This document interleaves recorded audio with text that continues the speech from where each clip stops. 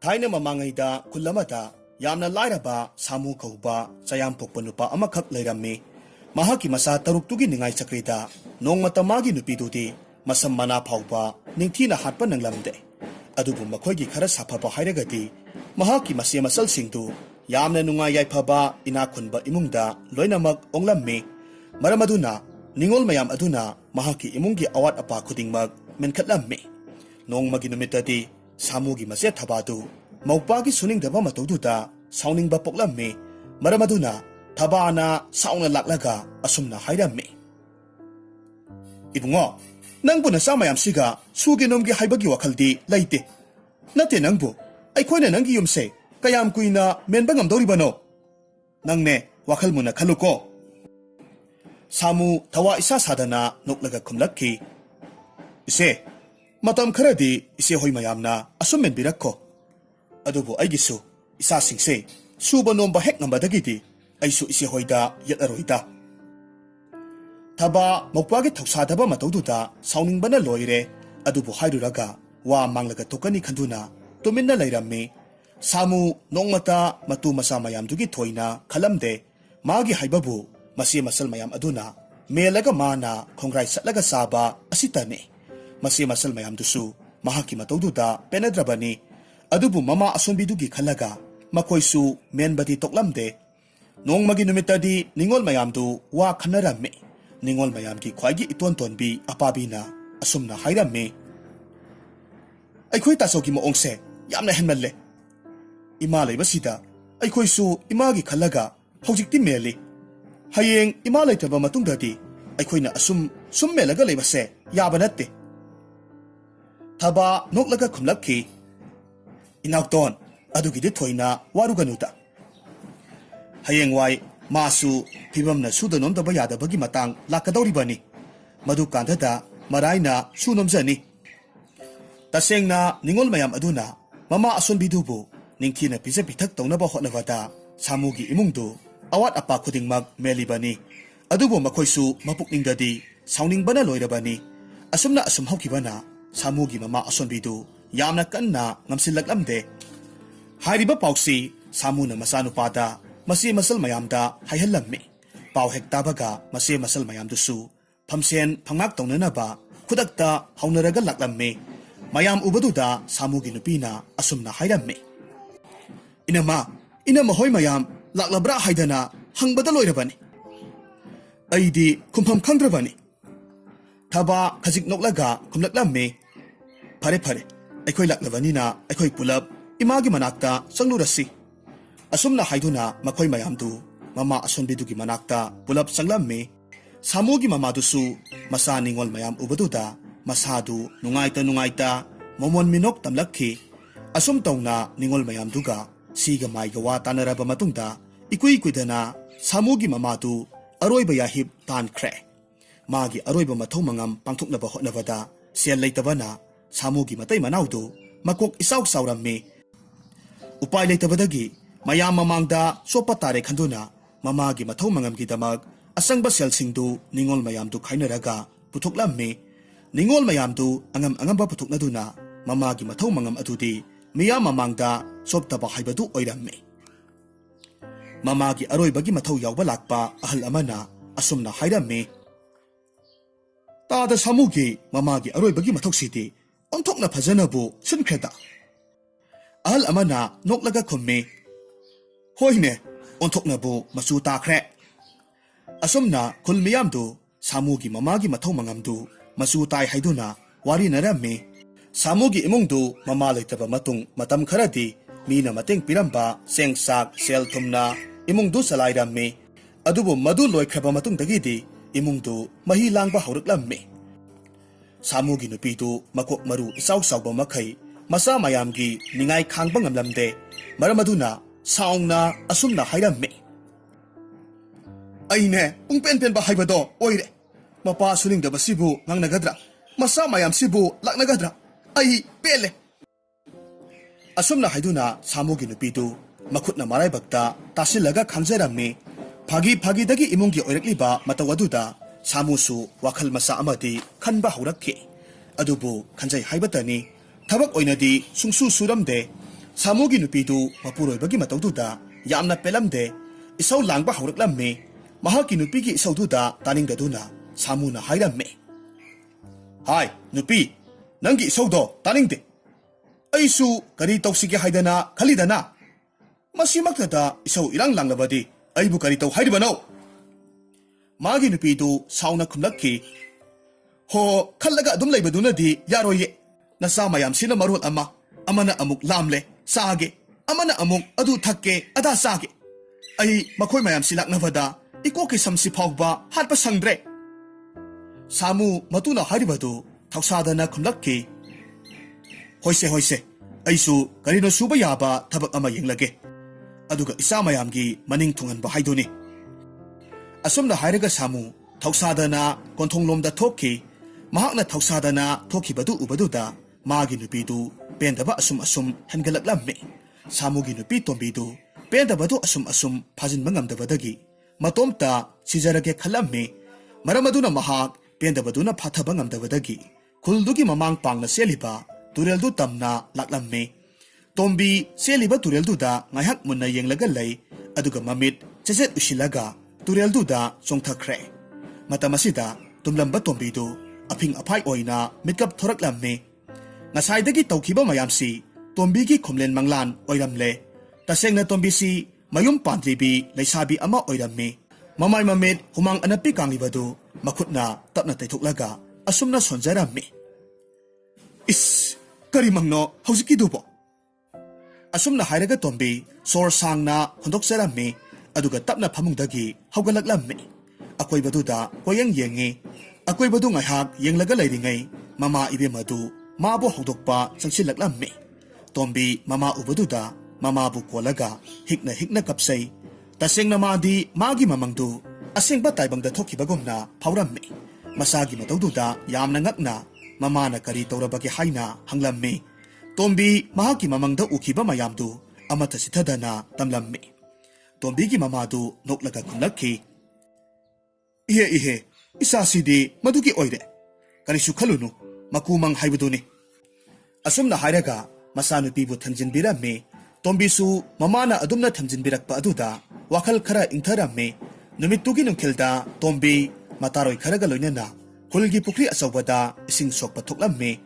Matamduda Samudu magi marup kharaga loinana pukri achawbadugi nakalda hauriba khongnang makhong aduda phamlaga leirammi. Mahak hek ubamaktada tombigi mapukningda asumna khalammi. Masigi nupa asibu aigi mangda ukhiba nupa adu natrane. Ai masina wa hairakpada laithokdaba yade. Tombi tumina leplaga leibaduda mata amana mahaki masadu nomlammi aduga kaurakki. Matamduda tombidu wakhal laklammi. Aping aphai oina mataroiduda kari taurabage haina hanglammi. Mahaki ipa pakatpa matawaduda mataroi aduna kari taurabage haina hanglammi. Madu tabada tombidu karisu taude haina khummi. Mataw asum tauna makhoi ahum maridu pukridagi ising soklaga kakhalaklammi.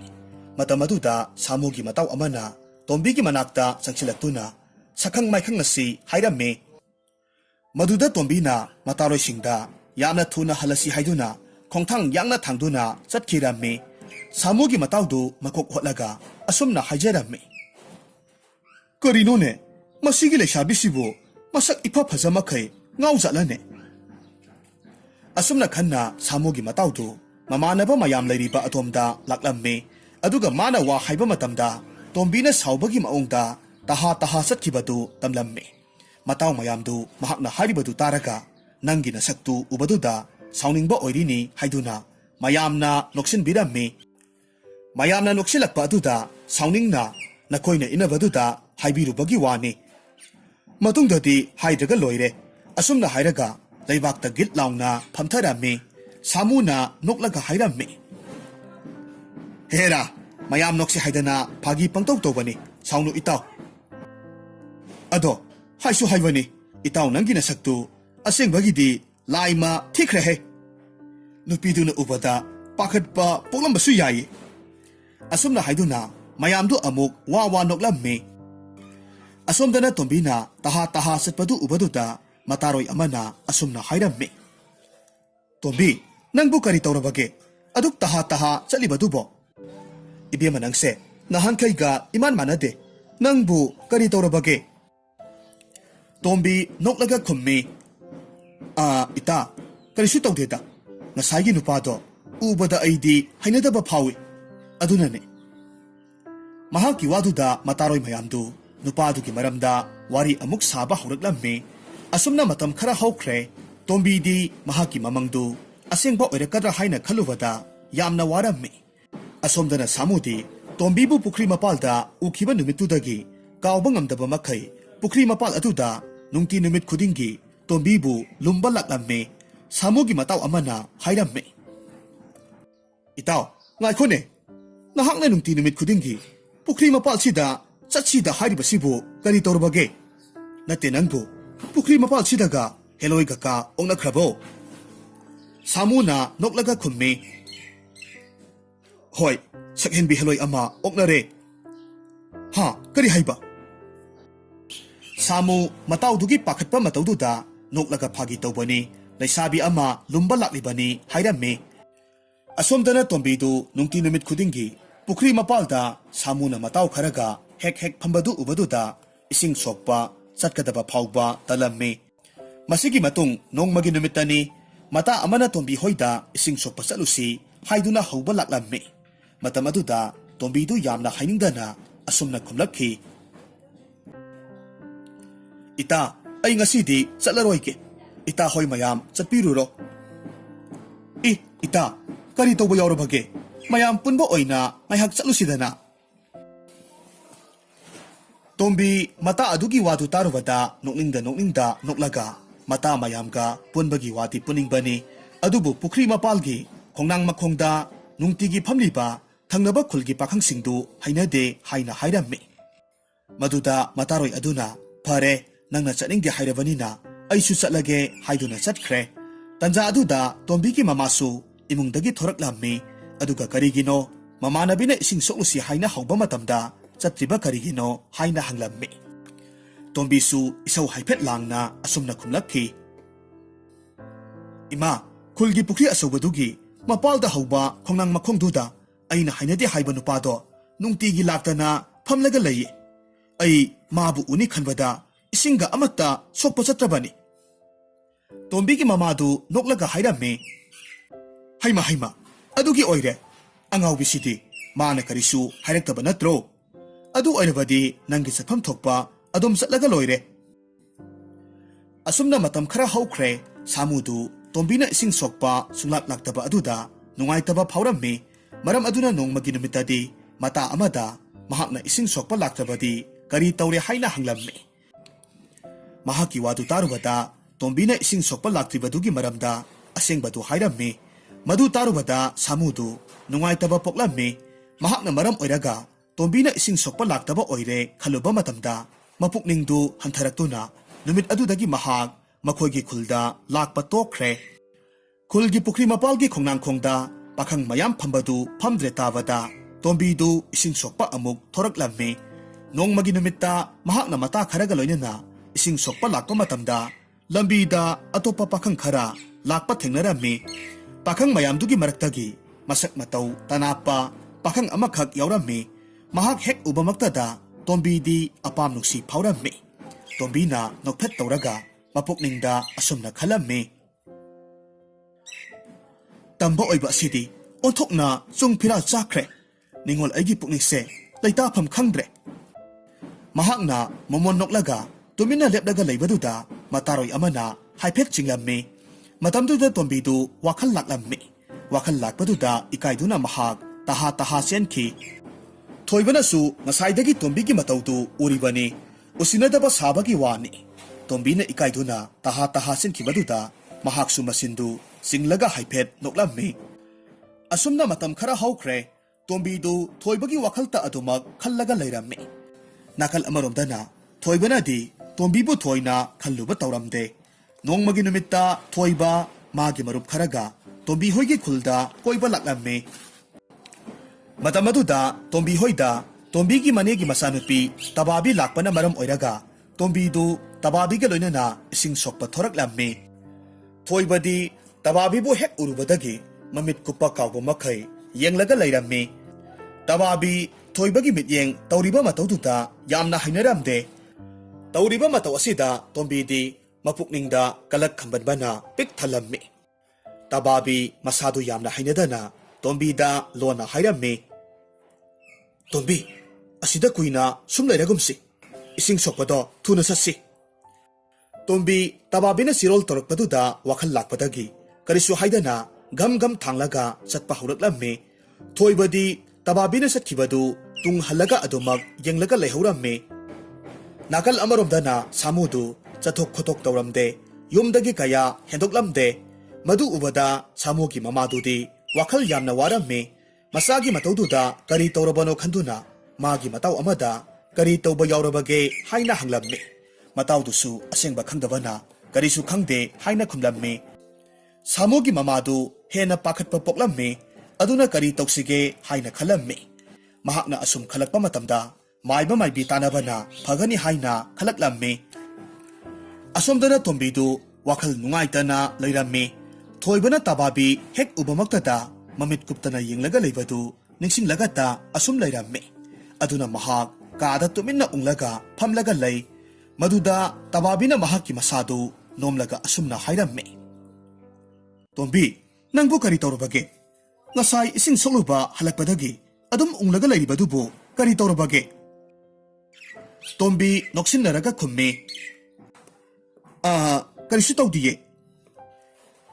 ꯃꯍꯥꯛ ꯃꯆꯤꯟꯗ ꯀꯔꯤꯁꯨ ꯇꯧꯗꯦ ꯍꯥꯏꯔꯕꯁꯨ ꯃꯄꯨꯛꯅꯤꯡꯗꯗꯤ ꯇꯕꯥꯕꯤꯕꯨ ꯀꯂꯛꯄ ꯑꯁꯨꯝ ꯍꯦꯟꯒꯠꯂꯛꯂꯝꯃꯤ꯫ ꯃꯍꯥꯛꯀꯤ ꯋꯥꯈꯜꯗꯨ ꯀꯂꯛ ꯈꯝꯕꯟꯕꯅ ꯍꯦꯟꯃꯟꯈꯤꯕꯅ ꯃꯁꯥꯗꯨ ꯑꯐ ꯐꯠꯇ ꯀꯔꯤꯃꯠꯇ ꯈꯟꯊꯕ ꯉꯝꯗ꯭ꯔꯦ꯫ ꯑꯗꯨꯕꯨ ꯃꯗꯨ ꯄꯨꯝꯅꯃꯛꯇꯨ ꯇꯕꯥꯕꯤꯗꯗꯤ ꯈꯪꯍꯟꯕ ꯌꯥꯗꯦ ꯈꯟꯗꯨꯅ ꯎꯠꯊꯣꯛꯂꯝꯗꯦ꯫ ꯃꯊꯪꯒꯤ ꯑꯌꯨꯛꯇ ꯁꯥꯃꯨꯒꯤ ꯃꯃꯥꯗꯨ ꯏꯃꯨꯡꯒꯤ ꯊꯕꯛ ꯏꯟꯈꯥꯡ ꯂꯣꯏꯔꯒ ꯃꯈꯣꯏꯒꯤ ꯈꯨꯜꯗ ꯂꯩꯕ ꯃꯥꯏꯕ ꯑꯃꯒꯤ ꯌꯨꯝꯗ ꯂꯥꯛꯂꯝꯃꯤ꯫ ꯑꯗꯨꯒ ꯃꯆꯥꯅꯨꯄꯥꯒꯤ ꯑꯣꯏꯔꯤꯕ ꯐꯤꯚꯝꯗꯨ ꯇꯝꯂꯝꯃꯤ꯫ ꯃꯇꯝ ꯑꯁꯤꯗ ꯃꯥꯏꯕꯗꯨꯅ ꯀꯔꯤ ꯀꯔꯝ ꯇꯧꯔꯤꯕꯅꯣ ꯍꯥꯏꯗꯨꯅ ꯂꯥꯏꯃꯤꯠ ꯊꯥꯜꯂꯒ ꯌꯦꯡꯂꯝꯃꯤ꯫ ꯃꯥꯏꯕꯗꯨꯅ ꯁꯣꯔ ꯁꯥꯡꯅ ꯍꯣꯟꯗꯣꯛꯂꯒ ꯑꯁꯨꯝꯅ ꯍꯥꯏꯔꯛꯈꯤ, "ꯏꯅꯦ, ꯍꯟꯗꯛꯀꯤ ꯃꯇꯥꯡꯁꯤꯗ ꯑꯩꯈꯣꯏꯒꯤ ꯁꯥꯃꯨꯁꯦ ꯅꯨꯄꯤꯒꯤ ꯍꯥꯛꯇꯛꯇ ꯉꯥꯎꯅ ꯐꯩꯅ ꯆꯠꯂꯨ ꯍꯥꯏꯕ ꯂꯩ." "ꯑꯦ, ꯏꯕꯨꯡꯉꯣ ꯃꯥꯏꯕ, ꯃꯗꯨꯕꯨ ꯉꯥꯛꯊꯣꯛꯅꯕ ꯎꯄꯥꯏ ꯀꯥꯗꯤ ꯂꯩꯔꯣꯏꯗ꯭ꯔꯥ?" ꯃꯥꯏꯕꯗꯨ ꯁꯣꯔ ꯁꯥꯡꯅ ꯍꯣꯟꯗꯣꯛꯂꯝꯃꯤ꯫ ꯑꯁꯨꯝꯅ ꯈꯨꯝꯂꯛꯈꯤ, "ꯏꯅꯦ, ꯎꯄꯥꯏ ꯑꯃꯈꯛꯇꯤ ꯂꯩ꯫ ꯁꯥꯃꯨꯅ ꯈꯣꯏꯗꯥꯔꯤꯕ ꯅꯨꯄꯤꯗꯨꯒ ꯂꯨꯍꯣꯡꯅꯕ ꯍꯣꯠꯅꯔꯕꯗꯤ ꯀꯔꯤꯁꯨ ꯊꯣꯏꯅ ꯇꯧꯔꯣꯏꯗ." ꯁꯥꯃꯨꯒꯤ ꯃꯃꯥꯗꯨ ꯃꯥꯏꯕꯗꯨꯒꯤ ꯋꯥꯗꯨ ꯇꯥꯕꯗ ꯋꯥꯈꯜ ꯉꯥꯏꯍꯥꯛ ꯈꯜꯂꯝꯃꯤ꯫ ꯃꯥꯒꯤ ꯃꯔꯨꯞꯁꯤꯡꯗ ꯅꯨꯄꯤꯗꯨꯒꯤ ꯃꯔꯝꯗ ꯍꯪꯂꯒꯦ ꯍꯥꯏꯔꯝꯂꯒ ꯑꯗꯨꯃꯛ ꯆꯠꯈ꯭ꯔꯦ꯫ ꯑꯁꯨꯝꯅ ꯁꯥꯃꯨꯒꯤ ꯃꯃꯥꯅ ꯃꯆꯥꯅꯨꯄꯥꯒꯤ ꯃꯔꯨꯞꯁꯤꯡ ꯑꯗꯨꯗ ꯃꯆꯥꯅꯨꯄꯥꯅ ꯈꯣꯏꯗꯥꯔꯤꯕ ꯅꯨꯄꯤ ꯑꯗꯨ ꯀꯅꯥꯅꯣ ꯍꯥꯏꯗꯨꯅ ꯍꯪꯂꯝꯃꯤ꯫ ꯀꯅꯥꯅꯣ ꯀꯔꯤꯅꯣ ꯈꯪꯂꯕ ꯃꯇꯨꯡꯗ ꯁꯥꯃꯨꯒꯤ ꯃꯃꯥꯗꯨ ꯇꯣꯝꯕꯤꯕꯨ ꯍꯥꯏꯅꯕ ꯂꯥꯛꯂꯝꯃꯤ꯫ ꯁꯥꯃꯨꯒꯤ ꯃꯃꯥꯒ ꯇꯣꯝꯕꯤꯒꯤ ꯃꯄꯥꯕꯨꯡꯒꯅ ꯁꯥꯟꯅꯔꯤꯕ ꯋꯥꯔꯤꯗꯨ ꯇꯥꯔꯨꯕ ꯃꯇꯝꯗ ꯇꯕꯥꯕꯤꯗꯨ ꯇꯣꯝꯕꯤꯒꯤ ꯀꯥꯗ ꯄ꯭ꯔꯞ ꯄ꯭ꯔꯞ ꯂꯥꯛꯂꯝꯃꯤ꯫ ꯑꯗꯨꯒ ꯇꯣꯝꯕꯤꯗ ꯑꯣꯟꯁꯤꯜꯂꯛꯂꯒ ꯑꯁꯨꯝꯅ ꯍꯥꯏꯔꯝꯃꯤ, "ꯇꯣꯝꯕꯤ, ꯃꯄꯥꯜꯗ ꯅꯪꯕꯨ ꯍꯥꯏꯅꯕ ꯂꯥꯛꯍꯧꯔꯤꯌꯦ." "ꯑꯦ, ꯀꯔꯤꯅꯣ ꯍꯥꯏꯔꯤꯕꯁꯤꯕꯣ? ꯀꯅꯥ ꯑꯣꯏꯔꯕꯖꯥꯠꯅꯣ?" ꯇꯕꯥꯕꯤ ꯅꯣꯛꯂꯒ ꯈꯨꯝꯃꯤ, "ꯍꯣ, ꯁꯥꯃꯨ ꯀꯧꯏ ꯍꯥꯏꯕ꯭ꯔꯥ ꯀꯩꯅꯣꯝꯃ ꯍꯥꯏꯍꯧꯋꯤ." ꯇꯣꯝꯕꯤ ꯇꯕꯥꯕꯤꯒꯤ ꯋꯥꯗꯨ ꯇꯥꯔꯨꯕꯗ ꯕ꯭ꯔꯪ ꯂꯥꯎꯅ ꯁꯥꯎꯒꯠꯂꯝꯃꯤ꯫ ꯃꯁꯥꯗꯨ ꯑꯐ ꯐꯠꯇ ꯀꯔꯤꯃꯠꯇ ꯈꯟꯊꯗꯕ ꯃꯈꯩ ꯃꯄꯥꯜꯗ ꯄꯔꯞ ꯄꯔꯞ ꯊꯣꯛꯈ꯭ꯔꯦ꯫ ꯃꯄꯥꯕꯨꯡꯒ ꯋꯥꯔꯤ ꯁꯥꯟꯅꯔꯤꯕꯗꯨꯒꯤ ꯃꯔꯛ ꯊꯠꯂꯒ ꯁꯥꯃꯨꯒꯤ ꯃꯃꯥꯗ ꯇꯊꯤ ꯇꯊꯤ ꯆꯩꯔꯝꯃꯤ꯫ ꯃꯍꯥꯛꯀꯤ ꯃꯇꯧꯗꯨꯗ ꯃꯄꯥꯕꯨꯡꯗꯤ ꯉꯛꯄꯅ ꯈꯝ ꯊꯦꯡꯂꯝꯃꯤ꯫ ꯑꯗꯨꯕꯨ ꯃꯆꯥꯅꯨꯄꯤꯗꯨꯕꯨ ꯈꯥꯝꯗꯣꯛꯅꯕ ꯀꯟꯅ ꯍꯣꯠꯅꯔꯝꯃꯤ꯫ ꯃꯄꯥꯕꯨꯡꯅ ꯍꯥꯏꯔꯤꯕꯗꯨ ꯇꯥꯗꯕ ꯃꯈꯩ ꯃꯥꯅ ꯊꯣꯛꯄ ꯑꯃ ꯉꯥꯡꯅꯕ ꯍꯣꯠꯅꯔꯝꯃꯤ꯫ ꯃꯗꯨꯗ ꯃꯄꯥꯕꯨꯡꯗꯨ ꯁꯥꯎꯔꯛꯄꯗꯒꯤ ꯃꯆꯥꯅꯨꯄꯤ ꯇꯣꯝꯕꯤꯒꯤ ꯃꯃꯥꯏꯗ ꯈꯨꯄꯥꯛꯅ ꯊꯥꯔꯝꯃꯤ꯫ ꯃꯄꯥꯕꯨꯡꯅ ꯃꯃꯥꯏꯗ ꯈꯨꯄꯥꯛꯅ ꯊꯥꯔꯛꯄꯗꯨꯗ ꯇꯣꯝꯕꯤꯗꯨ ꯆꯩꯅꯥ ꯈꯥꯡꯗꯨꯅ ꯃꯃꯥꯏ ꯄꯥꯏꯁꯤꯜꯂꯒ ꯂꯩꯔꯝꯃꯤ꯫ ꯃꯄꯥꯕꯨꯡꯅ ꯌꯥꯝꯅ ꯁꯥꯎꯅ ꯑꯁꯨꯝꯅ ꯍꯥꯏꯔꯝꯃꯤ, "ꯍꯩ, ꯋꯥꯔꯛꯇꯕꯤꯁꯤꯗꯤ, ꯅꯁꯛꯇꯨ ꯌꯦꯡꯅꯤꯡꯗꯦꯅ ꯍꯩ, ꯏꯃꯨꯡꯗ ꯊꯨꯅ ꯆꯪꯈ꯭ꯔꯣ." ꯇꯣꯝꯕꯤ ꯋꯥ ꯂꯥꯟ ꯑꯃꯠꯇ ꯉꯥꯡꯗꯕ ꯃꯈꯩ ꯏꯃꯨꯡꯗ ꯄ꯭ꯔꯞ ꯄ꯭ꯔꯞ ꯆꯪꯈꯤ꯫ ꯉꯁꯥꯏꯗꯒꯤ ꯇꯨꯃꯤꯟꯅ ꯌꯦꯡꯂꯤꯕ ꯇꯕꯥꯕꯤꯁꯨ ꯃꯍꯥꯛꯀꯤ ꯃꯇꯨꯡ ꯏꯟꯅꯈꯤ꯫ ꯇꯣꯝꯕꯤꯒꯤ ꯃꯄꯥꯅ ꯁꯈꯤꯒꯤ ꯃꯃꯥꯗ ꯃꯆꯥꯅꯨꯄꯤꯁꯤ ꯈꯔ ꯀꯦꯊꯣꯛꯅ ꯌꯣꯛꯄꯒꯤ ꯃꯉꯥꯎ ꯈꯔ ꯊꯤꯕꯅꯤ, ꯋꯥꯔꯧꯒꯅꯨ ꯍꯥꯏꯅ ꯍꯥꯏꯔꯝꯃꯤ꯫ ꯁꯥꯃꯨꯒꯤ ꯃꯃꯥꯗꯤ ꯇꯣꯝꯕꯤꯒꯤ ꯃꯇꯧꯗꯨꯗ ꯃꯆꯥꯅꯨꯄꯥꯒꯤ ꯃꯃꯧ ꯑꯣꯏꯔꯕꯗꯤ ꯏꯃꯨꯡ ꯀꯥꯏꯕ ꯁꯣꯏꯔꯣꯏ ꯍꯥꯏꯅ ꯈꯜꯂꯝꯃꯤ꯫ ꯑꯗꯨꯕꯨ ꯅꯣꯛꯁꯤꯟꯅꯔꯒ ꯇꯣꯝꯕꯤꯒꯤ ꯃꯄꯥꯗ ꯀꯔꯤꯁꯨ ꯀꯥꯏꯗꯦ ꯉꯁꯤꯒꯤꯗꯤ ꯍꯜꯂꯒꯦ ꯍꯥꯏꯗꯨꯅ ꯍꯟꯈ꯭ꯔꯦ꯫ ꯁꯥꯃꯨꯒꯤ ꯃꯃꯥꯅ ꯍꯦꯛ ꯍꯟꯈꯤꯕꯒꯗꯤ ꯇꯣꯝꯕꯤꯒꯤ ꯃꯄꯥꯗꯨ ꯃꯆꯥꯅꯨꯄꯤꯒꯤ ꯀꯥꯗ ꯆꯪꯁꯤꯜꯂꯛꯂꯝꯃꯤ꯫ ꯑꯗꯨꯒ ꯀꯔꯤꯒꯤꯅꯣ ꯃꯤꯅ ꯂꯥꯛꯇꯨꯅ ꯋꯥꯔꯤ ꯁꯥꯟꯅꯔꯤꯉꯩ ꯋꯥꯔꯛꯇꯕ ꯃꯥꯟꯕ ꯃꯇꯧ ꯎꯠꯂꯤꯕ ꯀꯔꯤꯒꯤꯅꯣ ꯍꯥꯏꯅ ꯆꯩꯔꯝꯃꯤ꯫ ꯃꯇꯝꯗꯨꯗ ꯃꯃꯥ ꯏꯕꯦꯝꯃꯅ ꯅꯨꯄꯥ ꯃꯆꯥꯗꯨ ꯃꯆꯥꯅꯨꯄꯤꯅ ꯄꯥꯝꯗꯕꯅꯤ ꯑꯗꯨꯒꯤꯅꯤ ꯍꯥꯏꯅ ꯈꯨꯝꯂꯛꯂꯝꯃꯤ꯫ ꯇꯣꯝꯕꯤꯒꯤ ꯃꯄꯥꯅ ꯃꯥꯒꯤ ꯅꯨꯄꯤꯗꯣ ꯑꯣꯟꯁꯤꯜꯂꯛꯂꯒ ꯑꯁꯨꯝꯅ ꯍꯥꯏꯔꯝꯃꯤ꯫ ꯍꯥꯏ ꯃꯃꯥ, ꯃꯥꯅ ꯐꯅ ꯄꯥꯝꯗꯦ ꯍꯥꯏꯔꯒꯁꯨ ꯃꯗꯨ ꯑꯩꯈꯣꯏꯗ ꯍꯥꯏꯒꯗꯕꯅꯤ꯫ ꯑꯗꯨꯗꯤ ꯅꯠꯇꯗꯅ ꯀꯔꯤꯒꯤ ꯃꯤꯒꯤ ꯃꯃꯥꯗꯨꯗ ꯃꯆꯤꯟ ꯀꯟꯕ ꯁꯥꯗꯅ ꯄꯉꯥꯡꯗ ꯉꯥꯡꯂꯨꯔꯤꯕꯅꯣ? ꯃꯇꯨꯡꯗ ꯑꯁꯤꯒꯨꯝꯕ ꯋꯥꯔꯛꯇꯕ ꯃꯥꯟꯕ ꯃꯇꯧꯁꯦ ꯑꯩꯒꯤ ꯏꯃꯤꯠꯇ ꯎꯍꯟꯒꯅꯨ꯫ ꯑꯁꯨꯝꯅ ꯍꯥꯏꯗꯨꯅ ꯇꯣꯝꯕꯤꯒꯤ ꯃꯄꯥꯗꯨ ꯁꯥꯎꯅ ꯊꯣꯛꯈꯤ꯫ ꯑꯁꯨꯝꯅ ꯃꯇꯝ ꯈꯔ ꯍꯧꯈ꯭ꯔꯦ꯫ ꯁꯥꯃꯨꯒꯤ ꯃꯁꯥꯗꯨ ꯑꯍꯣꯡꯕ ꯑꯃꯠꯇ ꯎꯗꯕꯗꯨꯗ ꯃꯃꯥ ꯏꯕꯦꯝꯃꯗꯨ ꯃꯊ꯭ꯋꯥꯏ ꯌꯥꯝꯅ ꯋꯥꯔꯝꯃꯤ꯫ ꯃꯃꯧ ꯑꯃ ꯊꯤꯔꯒ ꯈꯔ ꯐꯒꯗ꯭ꯔꯥ ꯈꯜꯂꯨꯕꯗꯨꯁꯨ ꯃꯃꯧ ꯍꯥꯏꯕ ꯆꯠꯄ ꯅꯨꯃꯤꯠ ꯑꯗꯨꯗ ꯇꯧꯔꯛꯂꯤꯕ ꯐꯤꯚꯝ ꯑꯗꯨꯗ ꯃꯁꯥꯗꯨ ꯇꯧꯐꯝ ꯆꯥꯐꯝ ꯑꯃꯠꯇ ꯈꯪꯂꯝꯗꯦ꯫ ꯅꯥꯀꯜ ꯑꯃꯔꯣꯝꯗꯅ ꯊꯣꯏꯕꯅ ꯇꯣꯝꯕꯤꯒꯤ ꯃꯇꯥ ꯑꯃꯗ ꯇꯕꯥꯕꯤꯒꯤ ꯃꯔꯝꯗ ꯍꯪꯂꯛꯂꯝꯃꯤ꯫ ꯃꯥꯒꯤ ꯄꯥꯎꯗꯨ ꯇꯥꯔꯨꯕꯗꯒꯤ ꯇꯣꯝꯕꯤꯗꯨ ꯍꯦꯟꯅ ꯈꯣꯏꯔꯥꯡ ꯈꯣꯏꯁꯥꯎꯅꯕ ꯍꯥꯏꯕꯗꯨ ꯑꯣꯏꯔꯝꯃꯤ꯫ ꯃꯁꯥꯗꯨ ꯑꯁꯥꯎꯕ ꯐꯥꯊꯕ ꯉꯝꯗꯕ ꯃꯈꯩ ꯃꯥꯒꯤ ꯀꯥꯗ ꯂꯩꯔꯤꯕ ꯄꯣꯠꯆꯩꯁꯤꯡꯗꯨ ꯆꯩꯈꯥꯏꯕ ꯍꯧꯔꯛꯂꯝꯃꯤ꯫ ꯇꯕꯥꯕꯤꯅ ꯉꯛꯅ ꯍꯥꯏꯔꯝꯃꯤ꯫ ꯇꯣꯝꯕꯤ, ꯀꯔꯤ ꯇꯧꯔꯕꯒꯦ? ꯅꯪꯅ ꯄꯣꯠꯆꯩ ꯃꯌꯥꯝꯁꯤꯕꯨ ꯂꯣꯏꯅ ꯆꯩꯈꯥꯏꯔꯤꯕꯁꯤꯕꯨ ꯀꯔꯤꯒꯤꯅꯣ? ꯇꯣꯝꯕꯤ ꯀꯞꯂꯤ ꯀꯞꯂꯤ ꯇꯧꯔꯒ ꯈꯨꯝꯂꯛꯂꯝꯃꯤ꯫ ꯅꯪ ꯂꯥꯛꯄꯗꯒꯤ ꯑꯩꯒꯤ ꯑꯅꯤꯡꯕ ꯑꯄꯥꯝꯕ ꯄꯨꯝꯅꯃꯛ ꯂꯣꯏꯅꯃꯛ ꯀꯥꯏꯔꯦ꯫ ꯃꯁꯤꯗꯕꯨ ꯑꯩꯅ ꯀꯃꯥꯏꯅ ꯇꯨꯃꯤꯟꯅ ꯂꯩꯊꯣꯛꯇꯧꯔꯤꯕꯅꯣ?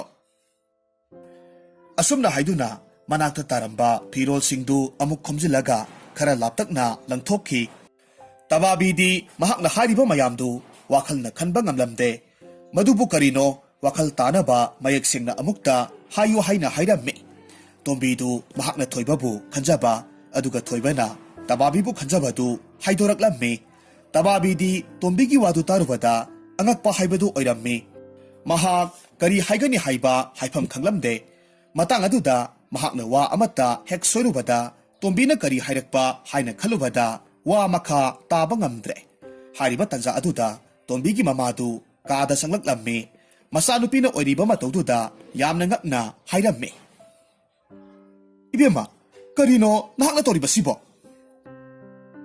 ꯃꯃꯥꯒꯤ ꯃꯈꯣꯜ ꯇꯥꯕꯗ ꯍꯦꯟꯅ ꯀꯞꯂꯒ ꯋꯥꯔꯤ ꯄꯨꯝꯕ ꯇꯝꯂꯝꯃꯤ꯫ ꯃꯗꯨ ꯇꯥꯔꯨꯕꯗ ꯃꯍꯥꯛꯀꯤ ꯃꯃꯥꯗꯨ ꯇꯕꯥꯕꯤꯗ ꯍꯥꯏꯐꯦꯠ ꯌꯦꯡꯂꯛꯂꯝꯃꯤ꯫ ꯇꯕꯥꯕꯤ ꯃꯅꯦꯅ ꯑꯗꯨꯝꯅ ꯁꯥꯎꯅ ꯌꯦꯡꯂꯛꯄ ꯑꯗꯨꯗ ꯃꯤꯆꯥꯅꯕ ꯀꯤꯕꯗꯒꯤ ꯂꯨꯞꯊꯔꯒ ꯇꯨꯃꯤꯟꯅ ꯂꯦꯞꯂꯝꯃꯤ꯫ ꯑꯗꯨꯕꯨ ꯇꯕꯥꯕꯤꯗꯗꯤ ꯀꯔꯤꯁꯨ ꯍꯥꯏꯔꯝꯗꯦ꯫ ꯃꯗꯨꯒꯤ ꯃꯍꯨꯠ ꯃꯆꯥꯅꯨꯄꯤꯕꯨ ꯇꯞꯅ ꯊꯦꯝꯖꯤꯟꯕꯤꯔꯝꯃꯤ꯫ ꯃꯊꯪꯒꯤ ꯅꯨꯃꯤꯠꯇ ꯇꯕꯥꯕꯤꯅ ꯇꯣꯝꯕꯤꯒꯤ ꯃꯇꯥꯔꯣꯏ ꯑꯃꯗ ꯊꯧꯕꯒ ꯎꯅꯅꯕ ꯁꯤꯟꯕꯤꯌꯨ ꯍꯥꯏꯅ ꯍꯥꯏꯔꯝꯃꯤ꯫ ꯃꯗꯨꯒꯤ ꯄꯥꯎꯗꯨ ꯇꯥꯔꯨꯕꯗ ꯊꯣꯏꯕꯗꯤ ꯌꯥꯝꯅ ꯍꯔꯥꯎꯔꯝꯃꯤ꯫ ꯃꯔꯝ ꯑꯗꯨꯅ ꯇꯕꯥꯕꯤꯒ ꯎꯅꯔꯒꯅꯤ ꯈꯟꯗꯨꯅ ꯃꯁꯥ ꯌꯥꯝꯅ ꯅꯥꯟꯅ ꯇꯣꯝꯕꯤ ꯍꯣꯏꯒꯤ ꯈꯨꯜ ꯇꯝꯅ ꯂꯥꯛꯂꯝꯃꯤ꯫ ꯑꯗꯨꯕꯨ ꯊꯣꯏꯕꯅ ꯈꯟꯖꯔꯤꯕꯗꯨꯒꯤ ꯑꯣꯟꯅ ꯇꯩꯅꯕꯗ ꯇꯕꯥꯕꯤꯅ ꯇꯣꯝꯕꯤꯅ ꯃꯍꯥꯛꯄꯨ ꯈꯟꯖꯕꯗꯨ ꯑꯣꯏꯅ ꯇꯝꯂꯝꯃꯤ꯫ ꯊꯣꯏꯕ ꯋꯥꯈꯜ ꯈꯖꯤꯛ ꯅꯨꯡꯉꯥꯏꯇꯅ ꯑꯁꯨꯝꯅ ꯍꯥꯏꯔꯛꯈꯤ꯫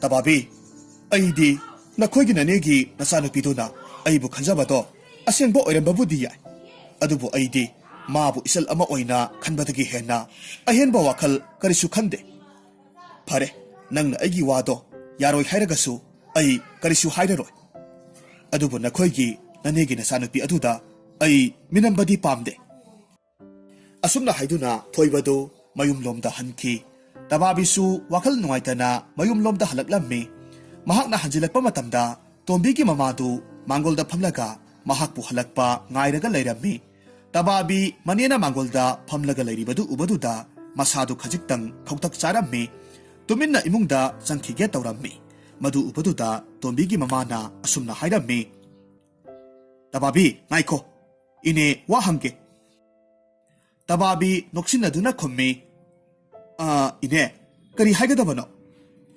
ꯇꯣꯝꯕꯤꯒꯤ ꯃꯃꯥꯗꯨ ꯁꯣꯔ ꯁꯥꯡꯅ ꯍꯣꯟꯗꯣꯛꯂꯒ ꯊꯣꯏꯕꯒꯤ ꯃꯇꯥꯡꯗ ꯋꯥ ꯍꯧꯗꯣꯛꯂꯝꯃꯤ꯫ ꯃꯗꯨꯗ ꯇꯕꯥꯕꯤꯗꯨ ꯇꯞꯅ ꯃꯍꯥꯛꯀ ꯊꯣꯏꯕꯒ ꯎꯅꯔꯨꯕꯗꯨ ꯇꯝꯂꯝꯃꯤ꯫ ꯑꯗꯨꯒ ꯊꯣꯏꯕꯅ ꯇꯣꯝꯕꯤꯗ ꯈꯜꯂꯤꯕꯗꯨꯁꯨ ꯃꯌꯦꯛ ꯁꯦꯡꯅ ꯍꯥꯏꯔꯝꯃꯤ꯫ ꯑꯁꯨꯝꯅ ꯅꯨꯃꯤꯠ ꯅꯤꯅꯤ ꯍꯨꯝꯅꯤ ꯍꯧꯈ꯭ꯔꯦ꯫ ꯅꯥꯀꯜ ꯑꯃꯔꯣꯝꯗꯅ ꯁꯥꯃꯨꯗꯨ ꯃꯄꯥꯜ ꯏꯄꯥꯜ ꯊꯣꯛꯇꯅ ꯑꯁꯨꯝ ꯂꯩꯕꯗꯨꯗ ꯃꯍꯥꯛꯀꯤ ꯃꯔꯨꯞ ꯑꯃꯅ ꯄꯥꯎꯗꯨ ꯇꯣꯝꯕꯤꯒꯤ ꯃꯇꯥꯔꯣꯏ ꯑꯃꯗ ꯇꯝꯂꯛꯂꯝꯃꯤ꯫ ꯇꯣꯝꯕꯤꯒꯤ ꯃꯇꯥꯔꯣꯏꯗꯨꯁꯨ ꯁꯥꯃꯨꯒꯤ ꯄꯥꯎꯗꯨ ꯇꯥꯔꯨꯕꯗ ꯅꯨꯡꯉꯥꯏꯇꯕꯗꯒꯤ ꯇꯣꯝꯕꯤꯒꯤ ꯃꯅꯥꯛꯇ ꯂꯥꯛꯂꯒ ꯄꯥꯎꯗꯨ ꯇꯝꯂꯝꯃꯤ꯫ ꯄꯥꯎꯗꯨ ꯇꯥꯕꯗ ꯇꯣꯝꯕꯤꯁꯨ ꯈꯔ ꯈꯖꯤꯛꯇꯪꯗꯤ ꯅꯨꯡꯉꯥꯏꯇꯕ ꯐꯥꯎꯔꯝꯃꯤ꯫ ꯑꯗꯨꯕꯨ ꯃꯍꯥꯛꯀꯤ ꯃꯃꯪꯗꯨ ꯅꯤꯡꯁꯤꯡꯂꯨꯕ ꯃꯇꯝꯗꯗꯤ ꯁꯥꯃꯨꯒ ꯂꯣꯏꯅꯒꯗꯕꯗꯨ ꯑꯀꯤꯕ ꯐꯥꯎꯔꯝꯃꯤ꯫ ꯑꯗꯨꯅ ꯀꯔꯤꯁꯨ ꯍꯥꯏꯗꯅ ꯇꯨꯃꯤꯟꯅ ꯂꯩ꯫ ꯃꯍꯥꯛꯀꯤ ꯃꯇꯧ ꯑꯗꯨꯗ ꯃꯇꯥꯔꯣꯏ ꯑꯗꯨꯅ ꯁꯥꯎꯅ ꯍꯥꯏꯔꯝꯃꯤ, "ꯍꯣ ꯏꯕꯦꯝꯃ, ꯅꯍꯥꯛꯁꯤꯁꯨ ꯑꯉꯛꯄ ꯄꯨꯛꯆꯦꯜꯅꯤꯍꯦ꯫ ꯅꯪꯕꯨ ꯑꯗꯨꯛ ꯅꯨꯡꯁꯤꯖꯕ ꯃꯤꯁꯛ ꯑꯃꯕꯨ ꯃꯤꯅꯨꯡꯁꯤ ꯃꯆꯦꯠ ꯑꯃ ꯐꯥꯎꯕ ꯐꯥꯎꯗꯕ ꯅꯪꯁꯤꯗꯤ"꯫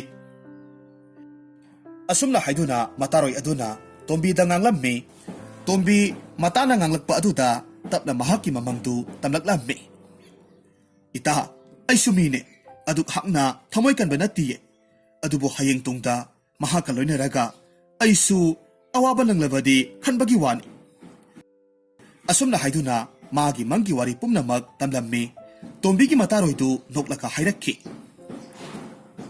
"ꯏꯇꯥ, ꯅꯪꯅ ꯅꯍꯥꯟ ꯃꯈꯩ ꯇꯥꯗ ꯁꯥꯃꯨ ꯎꯕꯗ ꯁꯥꯎꯔꯤꯕꯗꯨꯗꯤ ꯃꯁꯤꯒꯤ ꯑꯣꯏꯔꯦ꯫ ꯍꯦꯔꯥ, ꯃꯪꯒꯤ ꯋꯥꯕꯨ ꯇꯥꯏꯕꯪꯗ ꯊꯣꯛꯄ ꯍꯧꯅꯗꯦꯗ, ꯀꯔꯤꯁꯨ ꯈꯜꯂꯨꯅꯨ꯫ ꯑꯗꯨꯒꯤ ꯁꯔꯨꯛꯄꯨꯗꯤꯅꯦ, ꯇꯥ ꯁꯥꯃꯨꯒ ꯂꯣꯏꯅꯔꯒ ꯀꯔꯝ ꯇꯧꯕꯒꯦ ꯍꯥꯏꯕꯗꯣ ꯌꯦꯡꯊꯣꯛꯎ"꯫ ꯑꯁꯨꯝ ꯇꯧꯅ ꯃꯇꯥꯔꯣꯏꯗꯨꯅ ꯊꯦꯝꯅꯧꯕꯗꯒꯤꯗꯤ ꯇꯣꯝꯕꯤꯁꯨ ꯁꯥꯃꯨꯒ ꯃꯇꯝ ꯈꯔ ꯂꯣꯏꯅꯔꯒꯦ ꯍꯥꯏꯅ ꯍꯥꯏꯔꯝꯃꯤ꯫ ꯃꯗꯨꯒꯤ ꯄꯥꯎꯗꯨ ꯃꯇꯥꯔꯣꯏꯗꯨꯅ ꯁꯥꯃꯨꯒꯤ ꯃꯃꯥꯟꯅꯕꯗ ꯑꯃꯨꯛ ꯇꯝꯂꯝꯃꯤ꯫ ꯃꯃꯥꯟꯅꯕꯗꯨꯅ ꯁꯥꯃꯨꯗ ꯑꯃꯨꯛ ꯇꯝꯕꯗꯒꯤ ꯁꯥꯃꯨꯗꯤ ꯍꯔꯥꯎꯕꯒꯤ ꯃꯄꯥ ꯂꯩꯈꯤꯗ꯭ꯔꯦ꯫ ꯑꯁꯨꯝꯅ ꯃꯇꯝ ꯈꯔ ꯃꯈꯣꯏ ꯑꯅꯤꯗꯨ ꯂꯣꯏꯅꯕ ꯍꯧꯔꯛꯈꯤ꯫ ꯃꯇꯝ ꯑꯗꯨꯗ ꯇꯣꯝꯕꯤꯗꯨ ꯃꯍꯥꯛꯀꯤ ꯃꯃꯪꯗ ꯎꯈꯤꯕꯗꯨꯒ ꯑꯁꯦꯡꯕ ꯁꯥꯃꯨꯒꯤ ꯂꯝꯆꯠ ꯑꯗꯨꯒ ꯌꯥꯝꯅ ꯈꯦꯠꯅꯔꯝꯃꯤ꯫ ꯁꯥꯃꯨꯒꯤ ꯑꯁꯦꯡꯕ ꯈꯪꯂꯛꯄ ꯑꯗꯨꯗ ꯇꯣꯝꯕꯤꯗꯨ ꯌꯥꯝꯅ ꯅꯤꯡꯉꯝꯗꯕ ꯄꯣꯛꯂꯝꯃꯤ꯫ ꯅꯣꯡꯃꯒꯤ ꯅꯨꯃꯤꯠꯇ ꯇꯣꯝꯕꯤꯒ ꯁꯥꯃꯨꯒ ꯈꯨꯜꯒꯤ ꯄꯨꯈ꯭ꯔꯤ ꯑꯆꯧꯕꯒꯤ ꯃꯄꯥꯜꯗ ꯐꯝꯂꯒ ꯋꯥꯔꯤ ꯉꯥꯏꯍꯥꯛ ꯁꯥꯟꯅꯔꯒ ꯂꯩ꯫ ꯃꯇꯝ ꯑꯗꯨꯗ ꯇꯣꯝꯕꯤꯗꯨ ꯑꯁꯨꯝꯅ ꯍꯥꯏꯔꯛꯈꯤ, "ꯇꯥ ꯁꯥꯃꯨ, ꯑꯩꯗꯤ ꯅꯪꯁꯦ ꯌꯥꯝꯅ ꯐꯔꯝꯒꯅꯤ ꯍꯥꯏꯕꯁꯦ ꯅꯣꯡꯃꯇ ꯈꯜꯂꯨꯗꯕꯅꯤ꯫ ꯑꯗꯨꯕꯨ ꯅꯪꯗꯤ ꯅꯕꯨꯛ ꯅꯄꯥꯎ ꯌꯥꯝꯅ ꯐꯕ, ꯁꯨꯕ ꯅꯣꯝꯕ ꯀꯟꯕ ꯃꯤ ꯑꯃ ꯑꯣꯏꯔꯝꯂꯦ"꯫ ꯁꯥꯃꯨ ꯅꯣꯛꯂꯒ ꯈꯨꯝꯃꯤ, "ꯇꯣꯝꯕꯤ, ꯅꯪꯅ ꯊꯥꯏꯅ ꯑꯩꯕꯨ ꯎꯕ ꯈꯨꯗꯤꯡ ꯁꯥꯎꯕꯗꯣ ꯑꯩ ꯀꯌꯥꯝ ꯅꯨꯡꯉꯥꯏꯇꯦ ꯈꯪꯕ꯭ꯔꯥ? ꯇꯥ ꯁꯥꯃꯨ, ꯃꯗꯨꯒꯤ ꯋꯥꯗꯣ ꯍꯧꯗꯣꯛꯅꯔꯒꯨꯝꯁꯤꯗ"꯫ ꯑꯁꯨꯝꯅ ꯃꯈꯣꯏ ꯑꯅꯤꯗꯨ ꯑꯁꯨꯝ ꯂꯣꯏꯅꯔꯛꯄꯗꯒꯤꯗꯤ ꯌꯥꯝꯅ ꯅꯛꯁꯤꯟꯅꯕ ꯍꯥꯏꯕꯗꯨ ꯑꯣꯏꯔꯛꯈꯤ꯫ ꯑꯁꯣꯝꯗꯅ ꯇꯕꯥꯕꯤꯗꯨ ꯃꯥꯒꯤ ꯀꯥꯗ ꯅꯨꯡꯉꯥꯏꯇꯅ ꯃꯇꯣꯝꯇ ꯎꯪꯂꯒ ꯐꯝꯂꯝꯃꯤ꯫ ꯃꯗꯨ ꯎꯕꯗ ꯇꯣꯝꯕꯤꯅ ꯀꯔꯤ ꯇꯧꯔꯦ ꯍꯥꯏꯅ ꯍꯪꯂꯝꯃꯤ꯫ ꯇꯕꯥꯕꯤꯁꯨ ꯀꯔꯤꯁꯨ ꯇꯧꯗꯦ ꯍꯥꯏꯅ ꯈꯨꯝꯂꯝꯃꯤ꯫ ꯑꯗꯨꯗꯒꯤꯗꯤ ꯇꯣꯝꯕꯤꯗꯨ ꯀꯔꯤꯁꯨ ꯍꯥꯏꯔꯝꯗꯅ ꯊꯣꯛꯈꯤꯔꯝꯃꯤ꯫ ꯑꯗꯨꯃꯛꯄꯨ ꯇꯣꯝꯕꯤꯅ ꯃꯇꯥꯔꯣꯏ ꯑꯃꯗ ꯇꯕꯥꯕꯤꯒ ꯊꯣꯏꯕꯒ ꯎꯅꯅꯕ ꯑꯃꯨꯛꯇꯪ ꯁꯤꯟꯕꯤꯌꯨ ꯍꯥꯏꯗꯨꯅ ꯍꯥꯏꯖꯔꯝꯃꯤ꯫ ꯑꯁꯨꯝ ꯇꯧꯅ ꯇꯕꯥꯕꯤꯒ ꯊꯣꯏꯕꯒꯗꯨ ꯎꯅꯔꯝꯃꯤ꯫ ꯄꯨꯛꯅꯤꯡꯒꯤ ꯑꯣꯏꯕ ꯋꯥ ꯀꯌꯥꯃꯔꯨꯝ ꯐꯣꯡꯗꯣꯛꯅꯗꯨꯅ ꯃꯈꯣꯏ ꯃꯁꯦꯜꯒꯤ ꯃꯔꯛꯇ ꯂꯩꯅꯔꯝꯕ ꯅꯨꯡꯉꯥꯏꯇꯕꯁꯤꯡꯗꯨ ꯁꯦꯡꯗꯣꯛꯅꯔꯝꯃꯤ꯫ ꯑꯁꯨꯝꯅ ꯃꯇꯝ ꯈꯔ ꯂꯩꯔꯕ ꯃꯇꯨꯡꯗꯗꯤ ꯁꯥꯃꯨꯒ ꯇꯣꯝꯕꯤꯒꯗꯨ ꯂꯨꯍꯣꯡꯂꯝꯃꯤ꯫ ꯃꯗꯨꯒꯤ ꯃꯇꯨꯡ ꯏꯀꯨꯏ ꯀꯨꯏꯗꯅ ꯊꯣꯏꯕꯒ ꯇꯕꯥꯕꯤꯒꯁꯨ ꯂꯨꯍꯣꯡꯂꯝꯃꯤ꯫ ꯂꯨꯍꯣꯡꯂꯕ ꯃꯇꯨꯡ ꯁꯥꯃꯨꯗꯨ ꯁꯨꯅꯤꯡ ꯆꯠꯅꯤꯡꯗꯕ ꯈꯔ ꯍꯧꯔꯛꯂꯝꯃꯤ꯫ ꯃꯇꯧꯗꯨꯗ ꯇꯣꯝꯕꯤꯗꯨ ꯃꯈꯨꯠꯅ ꯃꯔꯥꯏꯕꯛꯇ ꯇꯥꯁꯤꯜꯂꯒ ꯑꯁꯨꯝꯅ ꯍꯥꯏꯖꯔꯝꯃꯤ,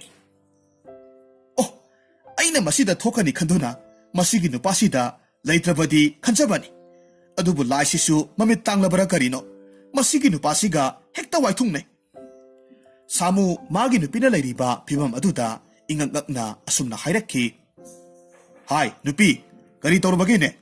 ꯅꯪꯅ ꯑꯗꯨꯗ ꯅꯈꯨꯠꯇꯨꯅ ꯅꯔꯥꯏꯕꯛꯇ ꯇꯥꯁꯤꯜꯂꯒ ꯂꯩꯔꯤꯕꯗꯨꯅ"꯫ ꯇꯣꯝꯕꯤ ꯏꯁꯧ ꯂꯥꯡꯂꯒ ꯈꯨꯝꯂꯛꯈꯤ, "ꯍꯣ ꯏꯕꯨꯡꯉꯣꯒꯤ ꯅꯅꯥꯏ ꯅꯨꯄꯤ ꯑꯣꯏꯔꯨꯕ ꯑꯩꯁꯦ ꯄꯨꯡꯄꯦꯟ ꯄꯦꯟꯂꯦ ꯈꯜꯂꯝꯂꯤꯕꯅꯤ"꯫ ꯁꯥꯃꯨ ꯃꯥꯒꯤ ꯅꯨꯄꯤꯒꯤ ꯃꯇꯧꯗꯨꯗ ꯏꯁꯧ ꯄꯪꯂꯥꯡ ꯂꯥꯡꯒꯅꯨ, ꯇꯥꯅꯤꯡꯗꯦ ꯍꯥꯏꯅ ꯍꯥꯏꯔꯝꯃꯤ꯫ ꯃꯗꯨ ꯇꯥꯔꯒꯅ ꯍꯦꯟꯅ ꯏꯁꯧ ꯂꯥꯡꯕ ꯍꯦꯟꯒꯠꯂꯛꯂꯝꯃꯤ꯫ ꯁꯥꯃꯨ ꯃꯥꯒꯤ ꯅꯨꯄꯤꯒꯤ ꯏꯁꯧꯗ ꯈꯥꯡꯕ ꯉꯝꯗꯕꯗꯒꯤ ꯂꯝꯄꯥꯛꯂꯣꯝꯗ ꯃꯇꯥꯎ ꯃꯌꯥꯝꯒꯤ ꯃꯅꯥꯛꯇ ꯆꯠꯈ꯭ꯔꯦ꯫ ꯃꯗꯨ ꯎꯕꯗꯨꯗ ꯇꯣꯝꯕꯤꯗꯨ ꯄꯦꯟꯗꯕ ꯃꯤꯠꯌꯦꯡ ꯑꯃ ꯌꯦꯡꯂꯒ ꯑꯗꯨꯃꯛ ꯂꯩꯍꯧꯔꯝꯃꯤ꯫ ꯑꯁꯣꯝꯗꯅ ꯇꯕꯥꯕꯤꯒ ꯊꯣꯏꯕꯒꯗꯤ ꯌꯥꯝꯅ ꯅꯨꯡꯁꯤ ꯆꯥꯟꯅꯅ ꯏꯪꯅ ꯆꯤꯛꯅ ꯂꯩꯔꯝꯃꯤ꯫ ꯑꯗꯨꯕꯨ ꯅꯣꯡꯗꯝꯕꯒꯤ ꯅꯣꯡꯗꯝꯁꯤ ꯑꯉꯛꯄꯅꯤ꯫ ꯑꯁꯤꯃꯅ ꯂꯣꯏꯔꯦ ꯍꯥꯏꯕ ꯌꯥꯕ ꯅꯠꯇꯦ꯫ ꯇꯣꯝꯕꯤꯅ ꯊꯥ ꯍꯦꯛ ꯂꯦꯞꯄ ꯅꯨꯃꯤꯠ ꯑꯗꯨꯗꯒꯤ ꯁꯥꯃꯨꯗꯨ ꯋꯥꯈꯜ ꯇꯥꯔꯛꯇꯨꯅ ꯏꯃꯨꯡ ꯃꯅꯨꯡꯒꯤ ꯋꯥꯈꯜ ꯑꯃꯨꯛ ꯂꯥꯛꯂꯝꯃꯤ꯫ ꯇꯣꯝꯕꯤꯗꯨ ꯃꯄꯨꯔꯣꯏꯕꯅ ꯋꯥꯈꯜ ꯇꯥꯔꯛꯄꯗꯨꯗ ꯍꯔꯥꯎꯅ ꯑꯁꯨꯝꯅ ꯁꯣꯟꯖꯔꯝꯃꯤ, "ꯍꯦ ꯇꯥꯏꯕꯪ ꯁꯦꯝꯕ ꯃꯄꯨ ꯏꯕꯨꯡꯉꯣ, ꯅꯅꯥꯏ ꯑꯩꯒꯤ ꯏꯄꯨꯔꯣꯏꯕꯅ ꯋꯥꯈꯜ ꯇꯥꯗꯨꯅ ꯏꯃꯨꯡ ꯃꯅꯨꯡꯒꯤ ꯈꯟꯗꯨꯅ ꯁꯨ ꯅꯣꯝꯕ ꯑꯁꯤꯇꯗꯤ ꯅꯅꯥꯏꯅ ꯄꯦꯟꯖꯔꯦ"꯫ ꯑꯁꯨꯝꯅ ꯃꯇꯝꯅ ꯑꯁꯨꯝ ꯍꯧꯈꯤꯕꯅ ꯇꯣꯝꯕꯤꯒꯤ ꯃꯆꯥꯅꯨꯄꯤ ꯑꯃ ꯐꯪꯖꯔꯝꯃꯤ꯫ ꯁꯥꯃꯨꯁꯨ ꯃꯆꯥꯅꯨꯄꯤ ꯑꯃ ꯐꯪꯖꯕꯗꯨꯗ ꯌꯥꯝꯅ ꯍꯔꯥꯎꯔꯝꯃꯤ꯫ ꯅꯥꯀꯜ ꯑꯃꯔꯣꯝꯗꯅ ꯇꯕꯥꯕꯤꯗꯨꯗꯤ ꯑꯉꯥꯡ ꯎꯅꯕ ꯃꯇꯝꯗ ꯑꯔꯣꯏꯕ ꯌꯥꯍꯤꯞ ꯇꯥꯟꯈꯤꯔꯝꯃꯤ꯫ ꯑꯗꯨꯕꯨ ꯃꯆꯥꯅꯨꯄꯥ ꯑꯃꯗꯤ ताइबंगदा थमलम्मी थोइबा मसानुपादुबु नुंसीना चेतना कोलगा मागी नुपीबु कौरगा कपलम्मी असुमना मतम खरा हौख्रबा मतुंगदा सामुना मागी मरुप मपांग मयामदु मागी मयुमदा चाक कौरम्मी मतमदुदा थोइबसु चाक चाबा लक्लम्मी थोइबना मसानुपाबु खुद छमलगा चंगलकपदु उबदुदा सामुगा तोंबिगदु हाइफेट येंगनै अदुबु वादी करिसु हाइनदना थोइबबु कौशिलम्मी असुमना चाक चाबा लोइरबदा मयामदु वारी वाताई ngayhak sanarami mayamdu wari watai asum sanarakpasida masasingi wari sanarakpa matamda thoibana samuda masanupibu mamau oina pijarake haina phagi taurammi asumna mayamdu wari watai ngayhak saraga mayumda amuk hanakhre tombi mitkup aduda mahaki khomlen mangla chadu ningsinglaklaga sor sangna hondoklammi aduga madu amuk hanna ningsinglaroi madugi mahut mapuroiba amadi masasinga loinana नुंगाइना हिंगलगे खलम्मे असुमना हारिबा नुमितुदगी हौना तोंबी मंगलांदु निक्सिंग बतोक्तुना नुंगा याइफना पानखिरम्मे।